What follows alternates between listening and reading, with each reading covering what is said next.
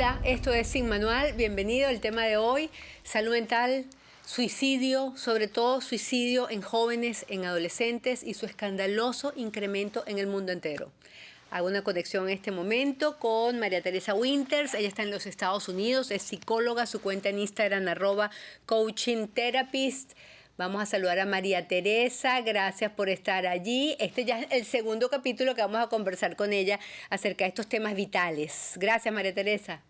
Gracias a ti, Ana, un placer. Bueno, que habíamos quedado en la conversación y tu análisis acerca de lo grave que es lo que representa el suicidio en jóvenes y adolescentes. En Estados Unidos, la segunda causa de muerte. ¿Entre qué edad y qué edad me la refrescas, por favor? Sí, es más o menos 10 y 24 años, o sea, jóvenes. Y tu experiencia en hospitales donde trabajas a diario y recomendaciones a los padres en cuanto a la necesidad de hablar de las emociones, de enseñarle a nuestros hijos algo que tal vez no sabemos nosotros tampoco, María Teresa, que es el manejo de las emociones. Ese es el Ujú, principal problema, cómo enseñar algo que a veces no dominamos nosotros mismos. ujú.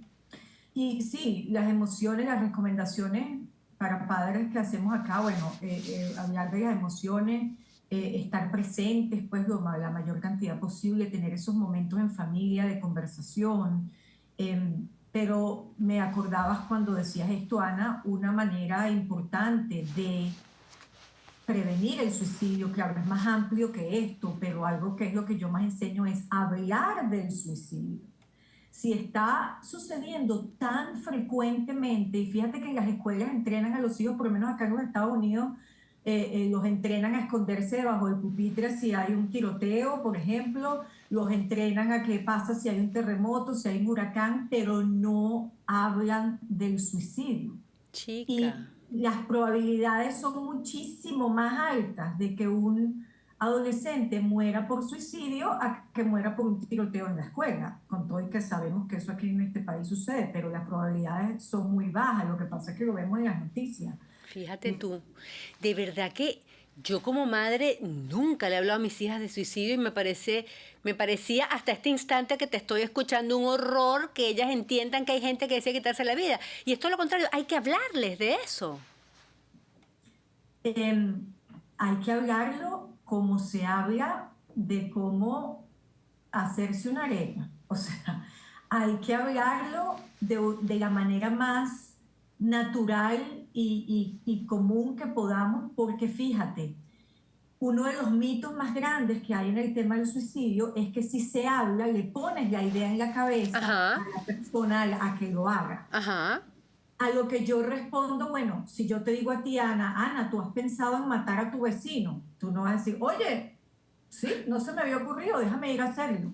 O sea, porque tú hables de, así como cuando le hablamos a los niños de sexo, por ejemplo, porque hables de sexo, no quiere decir que el niño va a ir a buscarse a alguien con quien tener sexo. O sea, hablar del suicidio abre la puerta de que si la persona, en este caso el adolescente, en algún momento empieza a pensar sobre el suicidio, tú seas esa persona que ahora identifique como el adulto al que puede venir a hablar de lo que le está pasando. Porque ¿qué pasa cuando piensas en el suicidio y dices con quién lo hablo? No lo puedo hablar con nadie porque los voy a asustar, porque no van a, o sea, porque la respuesta de repente va a ser con juicio, con estigma, con tabú. Entonces, conversarlo es importantísimo, incluso decir, yo en mis entrenamientos de primeros auxilios que tú estabas interesada, y esto es con empleados de un hospital, incluso hay un momento en el entrenamiento, un entrenamiento de 8 horas, donde tienen que decirme la palabra suicidio y tienen que practicar decirla porque muchas veces hasta cambiamos la entonación cuando decimos la palabra del susto que nos da.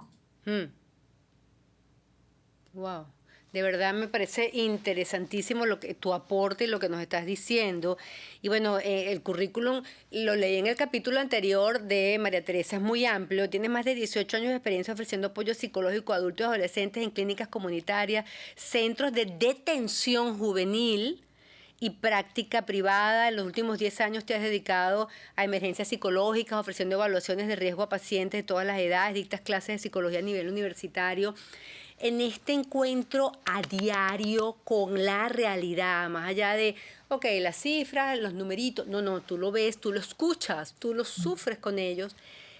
¿Cuál es el principal, o no sé si hay como un común denominador en estos jóvenes que los lleva a tratar de ejecutar el suicidio? Y claro, si te lo cuentas es porque no murieron, o solo con el mero hecho de pensar en esa decisión final.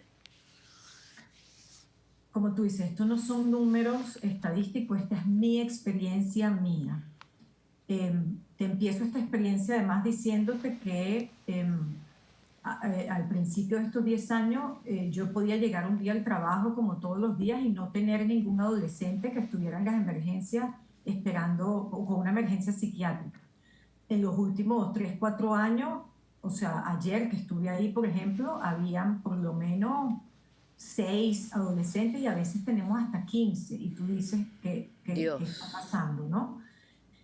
Lo que me reportan, porque eso es parte de la evaluación, obviamente, qué está pasando en tu vida en este momento que hace sentirte así, en la mayoría de los casos es dolor emocional fuerte, o sea, se sienten, las emociones son muchas y no saben qué hacer con todas esas emociones, emociones incómodas, como la tristeza, la desesperanza, el sentirse que la situación no tiene ayuda, es muy común. Es que la situación que yo tengo no tengo ayuda. Por ejemplo, pueden ser situaciones en la casa, situaciones de abuso, situaciones de los padres no teniendo una buena relación. Pero en la mayoría de los casos, Ana, pero vuelvo y repito, esta es solo mi experiencia, esto no es un número estadístico. La mayoría del reporte de los adolescentes es no tener una relación cercana con los papás y sentirse que no pueden conversar con los papás. Mis papás no me entienden, mis papás no me quieren, no les importo a mis papás. Esa, si yo lo pongo en una lista, es la número 1. Wow, wow. ¿Y cómo desde la terapia, desde esa ayuda de un tercero que eres tú, se pueden calmar las aguas? Bueno, es trabajo por parte de los papás. Es que sí queremos a los hijos, pero lo damos por sentado.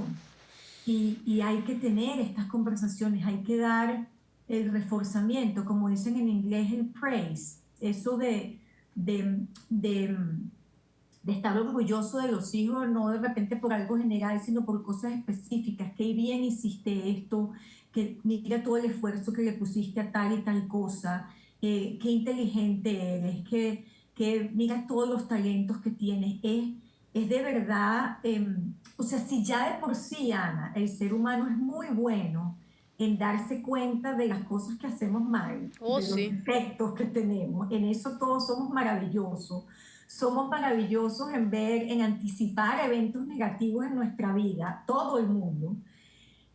Fíjate qué importante equiparar esto y balancear esto con las palabras bonitas, el subir el autoestima, porque ya venimos como, yo no creo que tampoco nacemos con eso, pero es que se nos da mucho más fácil cosas como te digo, que nos bajan el autoestima. Entonces, ¿cómo subir el autoestima con el reconocimiento de cosas, con notar cosas que hacen tus hijos que están bien?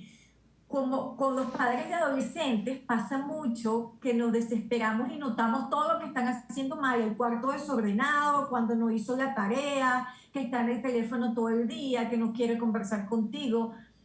Hay que buscar un poco equiparar eso, porque si no, entonces uno entra como en este hueco del negativismo, del pesimismo y de todo lo que estoy haciendo mal, y eso obviamente afecta qué piensas de ti y afecta cómo te sientes y por ende afecta cómo actúas, porque no puedes actuar de una manera productiva o beneficiosa en tu vida si te sientes de la patada y piensas que eres un desastre. Así es, así es. Y desmitificar, que lo comentábamos en el capítulo anterior, la necesidad de la terapia, la necesidad de la ayuda. O sea, para nadie es descabellado pensar que hay que ir a un gimnasio, por ejemplo, que si usted tiene las posibilidades económicas, si usted, ¿sabe? Vas y pagas un gimnasio y nadie te dice, ay, ¿qué estás haciendo? Sino más bien te aplauden, qué chévere. O estás en la calle dando vueltas y caminando, wow, qué bien. Ah, no, pero entonces voy al psiquiatra. Y parece mentira. En 2022 Y Así. seguimos con el prurito, con el no, no, mira, no lo cuentes, estoy llevando a mi hija al psiquiatra, al psicólogo, pero no, no, no lo diga. ¿Por qué? Y acabas de decir algo que me encanta, porque además ir a terapia no significa que tienes que ir cuando ya estás en un momento de Claro, crisis. claro. Ir a terapia es como ir al gimnasio. Si tú vas al gimnasio y estás levantando pesas para poner el músculo más fuerte, la terapia es levantar pesas para poner tu cerebro más fuerte, para aprender cómo lidiar con eventos difíciles que se te puedan presentar, para conocerte mejor, para descubrir tu potencial, para descubrir tus talentos. Y la terapia puede incluso ser un momento donde tú vas a celebrar cosas que te están yendo bien. Entonces, no solamente hay que quitar el estigma de que buscar terapia no significa ni es un signo de debilidad, ni significa que estás loco, porque eso es lo que usualmente pensamos, pero ¿qué te pasó? ¿Cómo que estás yendo al psicólogo? ¿Estás bien? Sí, estoy muy bien. Bueno, y de hecho estoy bien porque estoy yendo al psicólogo. O estoy buscando herramientas, es una ayuda como cualquier otra. Pero si nos duele la barriga, vamos al médico, si nos duele una pierna, vamos al médico, si estamos teniendo dolores emocionales y psíquicos, vamos al psicólogo o lo vamos como prevención o como mantenimiento, de que pasamos por un momento difícil y ahora estamos en mantenimiento. Entonces, totalmente de acuerdo contigo. Así es, yo, bueno, en mi caso yo estuve 25 años haciendo psicoanálisis, yendo todos los martes y todos los jueves en mi vida durante 25 años a una psicoanalista, por ejemplo. Y así mismo lo veía yo, o sea, es lo mismo, tú vas, te duele el brazo, vas al traumatólogo, te duele el corazón, vas al cardiólogo, bueno, no es que te duela la vida, sino que para la vida nunca estamos totalmente preparados y son demasiados los impactos positivos o negativos, porque ojo, también el tema de saber manejar lo bueno te puede llevar incluso luego a frustrarte y vemos la vida de artistas famosísimos que lo han tenido todo y justo haberlo tenido todo se traduce en la tristeza más profunda, que lleva al suicidio, que hemos visto casos, ¿no? No sé Y si quieres hablar Ana, del tema. te digo una cosa importantísima. Una de los ingredientes más importantes para la sanación es el tener el espacio de conversar con alguien sin distracción, sin juicio. O sea, si nosotros nos escucháramos más a nivel emocional, los cambios fueran atómicos. Y la terapia, nada más el hecho de ofrecerte un espacio donde la atención no dividida está en ti y tienes el espacio de hablar abiertamente, sin tapujos y con alguien que te escucha sin juicio, es sanador, ya de por sí. Entonces, hablando de la familia, esa conversación más sin tratar de solucionar, pero ¿cómo que te sientes así? No te sientes así, vamos a pensar en cómo te sientes mejor. No, sentir la emoción está bien, ninguna emoción es mala, ni siquiera la rabia, es lo que hacemos luego con esa emoción, el comportamiento que puede venir con la emoción. Pero todas las emociones están ahí como una manera de llamarle atención a lo que necesitamos. María Teresa, primeros auxilios psicológicos. ¿Cómo podemos, porque a veces llega una amiga con desespero, o no sé si uno mismo se los puede prestar, o un hijo, o en fin, o la pareja. ¿Cómo podemos actuar o cómo deberíamos actuar? Mira, sí, los primeros auxilios significa que, por ejemplo, el primer paso, son 5 pasos en este entrenamiento específico, ¿no? El primer paso es notar que algo está sucediendo. Por ejemplo, nosotros lo notamos, incluso, no siempre, pero la mayoría de las personas que terminan en suicidio usualmente tenían señales antes que quizás no las vimos, pero estaban ahí, cambios de ánimo, sentimientos de desesperanza, ¿verdad? Etcétera. Pero entonces el primer paso es notar eso y preguntar, abrir la conversación. Oye, Ana, he notado que últimamente te veo diferente, estás como un poco más irritable. ¿Qué pasa? ¿Qué está pasando? ¿Cómo estás? ¿Qué ha pasado con tal situación? ¿Cómo puedo ayudarte? Háblame de ti. En esa conversación que viene un poquito más adelante está sobre preguntar sobre el suicidio. Hay que preguntar sobre el suicidio, no le vamos a poner la idea en la cabeza. Ana, te he visto de esta manera. Sí, María, he estado bastante cansada, me siento de verdad que ay, a veces como que mi día no tiene sentido. Ana, ¿estás pensando en suicidarte? ¿De verdad? De verdad hay que preguntar así, directo. pero directo, lo más directo, sin cubrirlo en azúcar, como dicen en inglés.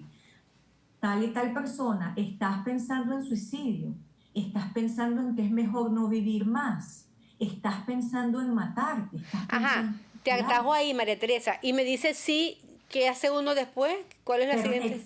Excelente pregunta. Yo te pregunto eso y tú me dices, sí, María, la verdad es que sí. Ok, primero validas, normalizas, validas.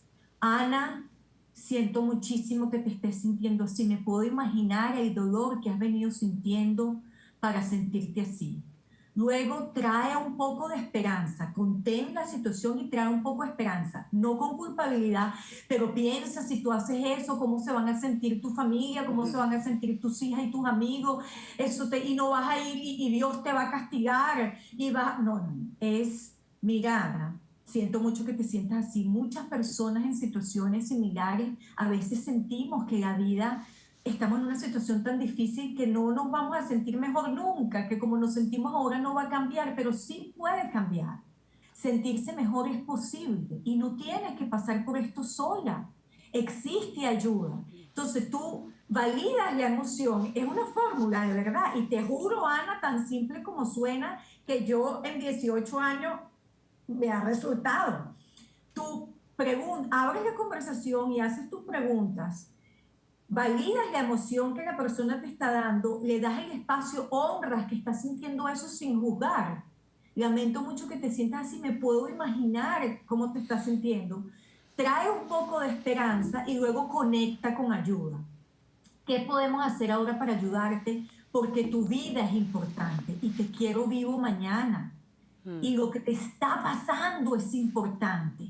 Entonces vamos a buscar personas, vamos a traer más personas a nuestro equipo para ayudarte, porque tú mereces que esto cambie y es posible. Entonces, ¿has pensado en hablar con un psicólogo? ¿Qué familiares, qué personas a tu alrededor tienes en tu red de apoyo con las que puedes hablar y te sientes cómodo? Y son personas que responden de una manera de ayuda cuando te sientes así. Vamos a juntar esas personas y darte el apoyo porque tú te lo mereces y porque te quiero vivo mañana. Y eso, Ana, cualquier persona que esté oyendo este programa, si en este momento te has sentido así, recientemente te has sentido así, te digo lo mismo. Lo siento muchísimo que te estés sintiendo así. No estás solo. Nos hemos sentido muchas personas en momentos que no Sí. queremos luchar más, que la vida se nos ha puesto tan dura que es difícil buscar opciones, pero hemos aprendido que este sentimiento no dura para toda la vida. Las cosas pueden cambiar y no lo tienes que hacer solo. Por favor, busca ayuda porque hay personas allá afuera que morimos por ayudarte, Mm. así no sean familia. Hay personas afuera que están pasando por cosas similares o han pasado y pueden ayudar. Hermosísimo, me parece súper valiosa tus palabras, el enfoque, el análisis. Y oyéndote, se me ocurre preguntarte en tantas experiencias o tantas pacientes a quienes les has dicho estas palabras, ¿tienes alguna experiencia que quieras compartir, bien sea porque esa experiencia logró rescatar a ese muchacho, a esa muchacha de los brazos del suicidio o porque lamentablemente no llegó a tiempo y tuvo un final fatídico?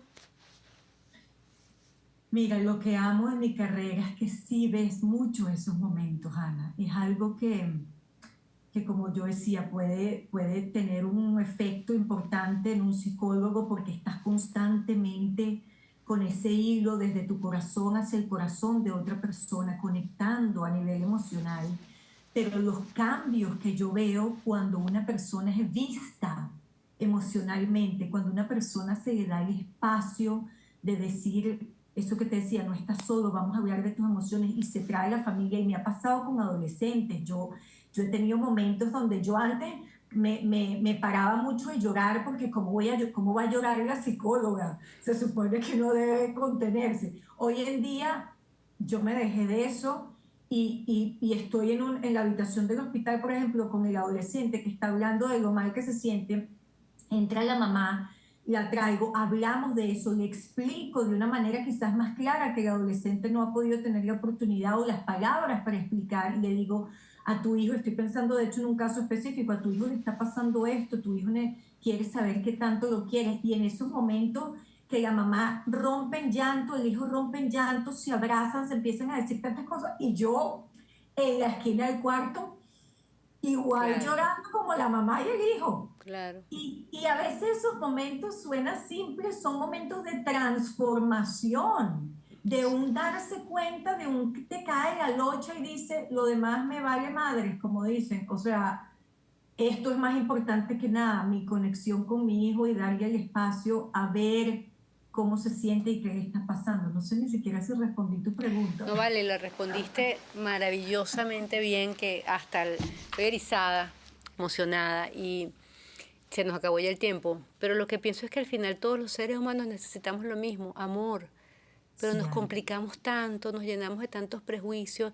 Y te digo porque lo veo en mis hijas, sobre todo una de ellas, es tan cerrada. Y yo, pero mi amor, exterioriza, expresa. Y nadie se lo ha enseñado, pero pareciera que es algo, en el caso de ella, que lo trae así.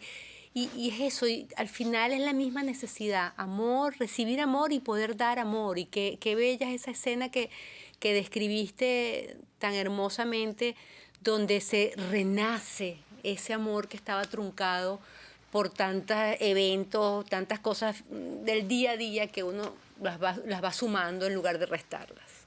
Sí, sí, Ana, es como sacar ese tapón, yo lo veo como un tapón, como que está, y ese tapón no sale con la crítica, ese tapón no sale cuando decimos, pero habla de tus emociones, te vas a traer, no sale, ese tapón sale cuando le dices, mira, mi amor, lo que sea que te está pasando, yo voy a estar aquí siempre.